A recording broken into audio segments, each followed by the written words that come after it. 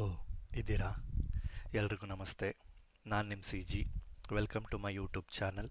ಹಾಗೆ welcome to you will become system admin video ಸೀರೀಸಿಗೆ. ಕಳೆದ ವಿಡಿಯೋದಲ್ಲಿ ಡಿ ಎನ್ ಎಸ್ ಬಗ್ಗೆ ಇಂಟ್ರಡಕ್ಷನ್ನ ಸ್ಟಾರ್ಟ್ ಮಾಡಿದ್ದು. ಡಿ ಎನ್ ಎಸ್ ಅಂದರೆ ಏನು, ಡಿ ಎನ್ ಎಸ್ ಏನು ತೆಗಬೇಕು, ಡಿ ಎನ್ ಎಸ್ ಅವಶ್ಯಕತೆ ಏನು, ಇದ್ರ ಬಗ್ಗೆ ಡಿಸ್ಕಸ್ ಮಾಡಿದ್ದು. ಈಗ D N S name space ಬಗ್ಗೆ ತಿಳ್ಕೊಳ್ಳೋಣ. ಅಂದರೆ ನಾನು ಕಳೆದ ವಿಡಿಯೋದಲ್ಲಿ ಹೇಳಿದ್ನಲ್ಲ, D N S is a distributed database ಅಂತ ಹೇಳಿದ್ದೆ. D N S is a distributed database ಅಂದ್ರೆ ಏನು? ಓಕೆ, ಸೊ ಉದಾಹರಣೆಗೆ, and it is also hierarchical database. So it is a hierarchical name and distributed database. It is a hierarchical name and distributed database ಅಂತ ಹೇಳಿದ್ದೆ. ಉದಾಹರಣೆಗೆ ನನ್ನ name ಮಂಜು ಅಂತ ಅನ್ಕೋಣ. Okay, so ಈಗ ಮಂಜು ಅನ್ನೋದು ಫ್ಲಾಟ್ ನೇಮ್. ಈಗ ಮಂಜು ಅಂತ ಒಂದು ಕಂಪ್ಯೂಟರ್ಗೆ ನೇಮ್ ಇದೆ ಅಂತ ಹೇಳಿದ್ರೆ ದಿ ಎಂಟೈರ್ ವರ್ಲ್ಡ್ ಅಲ್ಲಿ ನೋ ಬಡಿ should have that Manju name. So that is we call it as A flat name. Hierarchical name ಅಂದ್ರೆ ಏನು ಅಂದ್ರೆ ಮಂಜು, ಮಂಜು ಮೇಲ್ಕೋಟೆ. ಈಗ ಮಂಜು ಅನ್ನೋನು ಬೆಂಗಳೂರಲ್ಲೂ ಬೇಕಾದ್ರೆ ಇರ್ಬೋದು, ಮಂಜು ಬ್ಯಾಂಗ್ಳೂರ್ ಅಂತಾನೂ ಬೇಕಾದಿರ್ಬೋದು, ಮಂಜು ಮೇಲ್ಕೋಟೆ ಅಂತ ಆದ್ರೂ ಇರಬಹುದು. So it is not a flat name. Okay, Manju, yes, your computer name is Manju, but you belongs to Melkote domain. So yes, your computer name is Manju, but you belongs to Bangalore. ಅರ್ಥ ಆಯ್ತಲ್ವಾ ವಾಟ್ ಈಸ್ ಹೈರಾರ್ಕಿ ಅಂತ? Okay, means it is a hierarchical database, hierarchical name structure and distributed database. It means what? So ನಿಮ್ಮಲ್ಲಿರೋ D N S entries ಅದನ್ನ A records ಅಂತ ಕರಿತೀವಿ, Quad A record ಅಂತ ಕರಿತೀವಿ. ಆ ರೆಕಾರ್ಡ್ಸ್ ಬಗ್ಗೆ ಎಲ್ಲ ಡಿಸ್ಕಸ್ ಮಾಡೋಣ, ಡೋಂಟ್ ವರಿ. ಸೊ ಅದು ಬೇರೆ ಸರ್ವರ್ಗಳಿಗೂ ಮೀನ್ಸ್ ಡಿಸ್ಟ್ರಿಬ್ಯೂಟ್ ಆಗುತ್ತೆ. ಸೊ ನನ್ನ computer no need to go to the particular server to resolve. ಅದ್ರ ಬಗ್ಗೆ ಹೆಂಗೆ ರಿಸಾಲ್ವ್ ಆಗುತ್ತೆ ಅಂತಾನು ಹೇಳ್ತೀನಿ. ಈಗ will come to the D N S name space. So ಈ D N S name space ಅಂದ್ರೆ ಏನು, ಅದು ಹಿಂಗೆ ಇರುತ್ತೆ ತಿಳ್ಕೊಳ್ಳಕ್ಕೆ ಮೊದಲು ಎಫ್ ಕ್ಯೂ ಡಿ ಎನ್ ಬಗ್ಗೆ ತಿಳ್ಕೊಳ್ಳೋಣ. ಅಂದರೆ fully qualified domain name. Fully qualified domain ನೇಮ್ಗೆ ಎಕ್ಸಾಂಪಲ್ ಇಲ್ಲಿದೆ ನೋಡಿ. ಅಂದರೆ ಡಬ್ಲ್ಯೂ ಅನ್ನೋದು ಸರ್ವಿಸು, ಮಂಜು ಅನ್ನೋದು ಡೊಮೈನು, ಬಿ ಎಚ್ ಅನ್ನೋದು ಟಾಪ್ ಲೆವೆಲ್ ಡೊಮೈನ್. ಅಂದರೆ ಡಬ್ಲ್ಯೂ ಸರ್ವಿಸು ಮಂಜು ಡೊಮೈನಲ್ಲಿ ರನ್ ಆಗ್ತಾ ಇದೆ. This Manju domain belongs to this B H top level domain. ಅಥವಾ ಮೇಲ್ ಸರ್ವಿಸು ಶ್ರೀ ಡೊಮೈನಲ್ಲಿ ರನ್ ಆಗ್ತಾ ಇದೆ. It is running in dot. Okay, so in top level domain. ಇದನ್ನ ಎಫ್ ಕ್ಯೂ ಡಿ ಎನ್ ಅಂತ ಕರಿತೀವಿ, ಫುಲ್ಲಿ ಕ್ವಾಲಿಫೈಡ್ ಡೊಮೈನ್ ನೇಮ್. ಅಥವಾ BLR.Sri.in. ಇದನ್ನ fully qualified domain name ಅಂತ ಕರಿತೀವಿ. ಈಗ ನೇಮ್ ಸ್ಪೇಸ್ ಹೆಂಗಿರುತ್ತೆ ತಿಳ್ಕೊಳ್ಳೋಣ.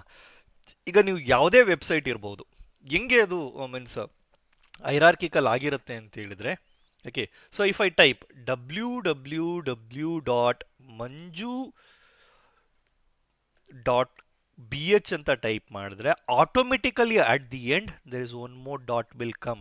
Even though if you don't type, ನೀವು ಟೈಪ್ ಮಾಡಿಲ್ಲ ಅಂದ್ರೂ ಆ ಡಾಟ್ ಬರುತ್ತೆ. We call this as a root domains. ಅಂದ್ರೆ ರೂಟ್ ಅಂದ್ರೆ ಏನು? ನಾವು ಕನ್ನಡದಲ್ಲಿ ಬೇರು ಅಂತ ಕರಿತೀವಲ್ವಾ, ಅಂದ್ರೆ that is the first domain, okay, in this F Q D N. So there are 300 to 5 around ತಗೊಳ್ಳೋಣ, around 500 to 700 root. Okay, so this number may vary. ಆಮೇಲೆ ನೀವು 500 ಹೇಳಿದ್ರೆ ಇಲ್ಲಿ ಜಾಸ್ತಿ ತೋರಿಸ್ತಿದ್ದೆ, ಮೀನ್ಸ್ ಅರೌಂಡ್ ಅದಕ್ಕೆ ತಗೊಳ್ಳೋಣ. Around 500 root hint servers are available in this internet. ಒಂದೊಂದೇ individual servers ಅಲ್ಲ, around 500 root hint servers available ಇದೆ. ಅರ್ಥ ಆಯ್ತಾ? ಆಮೇಲೆ ರೂಟ್ ಇಂಟ್ ಡೊಮೈನ್ ಆದಮೇಲೆ so the top level domain will come. Okay, so top level domain ಅಂದರೆ ಯಾವುದು? Com, net, in, B H, ಇವೆಲ್ಲ .org ಇವೆಲ್ಲ ಟಾಪ್ ಲೆವೆಲ್ ಡೊಮೈನ್. ಅರ್ಥ ಆಯ್ತಾ? ಆಮೇಲೆ ಇದು ನೇಮ್ ಸ್ಪೇಸು ರಿಸಾಲ್ವ್ ಹೆಂಗಾಗುತ್ತೆ ನೇಮ್ ಟು ಐ ಪಿ ಅಂದರೆ, so it will start from this end towards this end. Okay, so it starts from this end towards this end. Okay, so first root hint server ಇತ್ತು, ಆಮೇಲೆ com ಇತ್ತು, then your domain will come. We call that as a second level domain. manju.bh, sri.in. So your top level domain will come. Then if you have a child domain, the fourth level domain, so you will get it.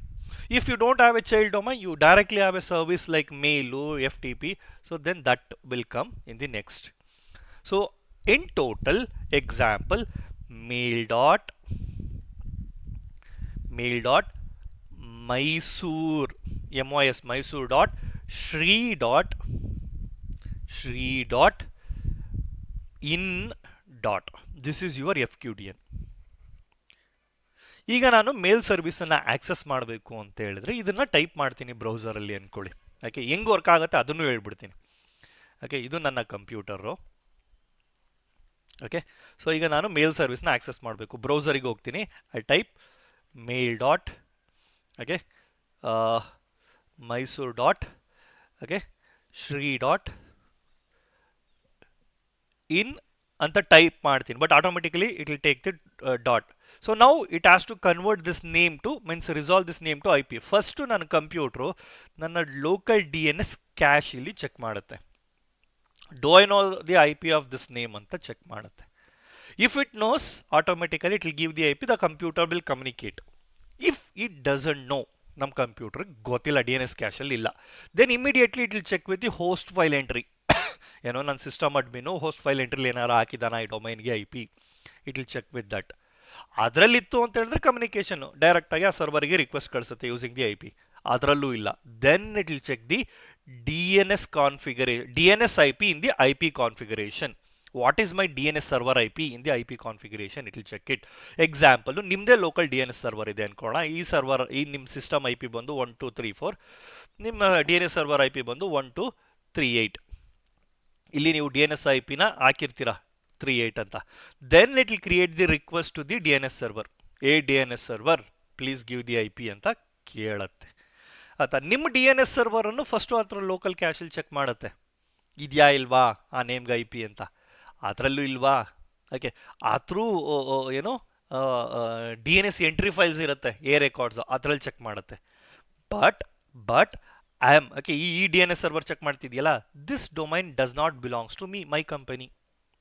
So if I check in my DNS server, I will not get the answer. ಯಾಕೆ ಅಂದರೆ I am not the authoritative owner of this domain. ಯಾವುದು Shri.com domain ನಾನಲ್ಲ owner. I am a normal computer, I am checking, I want to access that mail service.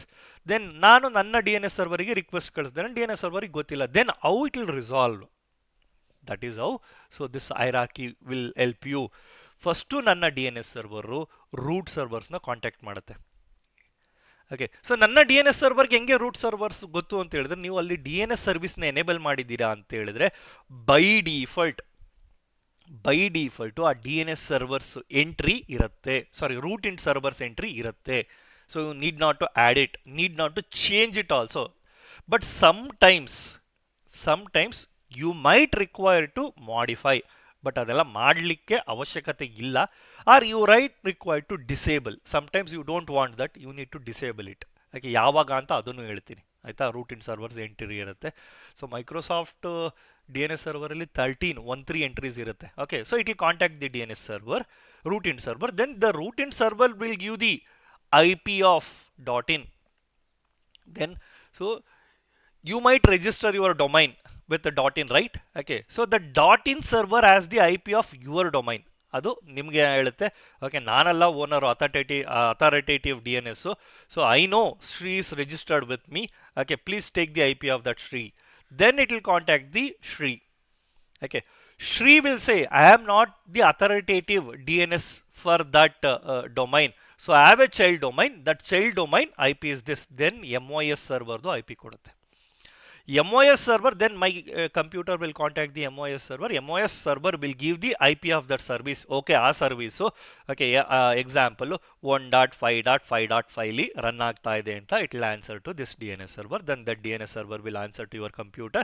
Then your computer will contact that particular mail server. Then the mail service will work in your computer. ಈ ರೀತಿ name resolve ಆಗೋದು. ಪ್ರತಿಯೊಂದಕ್ಕೂ ಹಿಂಗೆ ಆಗತ್ತಾ?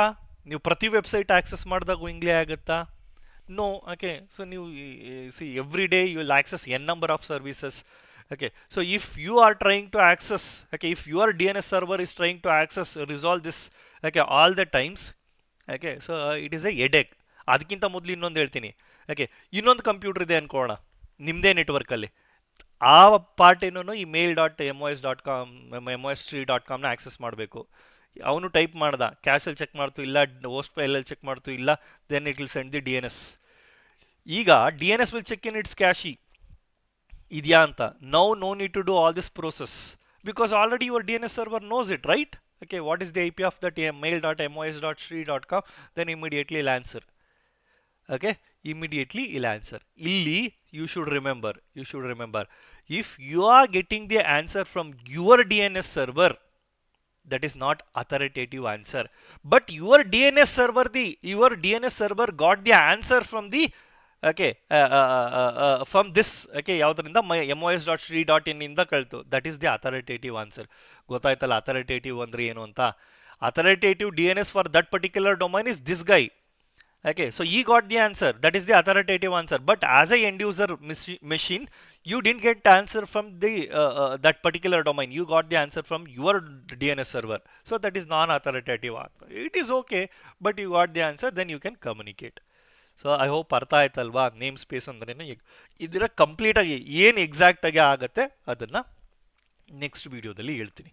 ಈಗ ಗೊತ್ತಾಯ್ತಲ್ವಾ D N S ಹೆಂಗೆ work ಆಗುತ್ತೆ ಅಂತ, okay, in reality. So I hope ಈ ವಿಡಿಯೋ ನಿಮ್ಗೆ ಯೂಸ್ಫುಲ್ ಆಯಿತು ಅಂತ ತಿಳ್ಕೊಳ್ತೀನಿ. ಯೂಸ್ಫುಲ್ ಆಗಿದ್ದರೆ ಯಾರಿಗೆ ಅವಶ್ಯಕತೆ ಇರುತ್ತೋ ಅವರಿಗೆ ಶೇರ್ ಮಾಡಿ. ಎಲ್ರಿಗೂ ಒಳ್ಳೆಯದಾಗಲಿ. ಧನ್ಯವಾದ.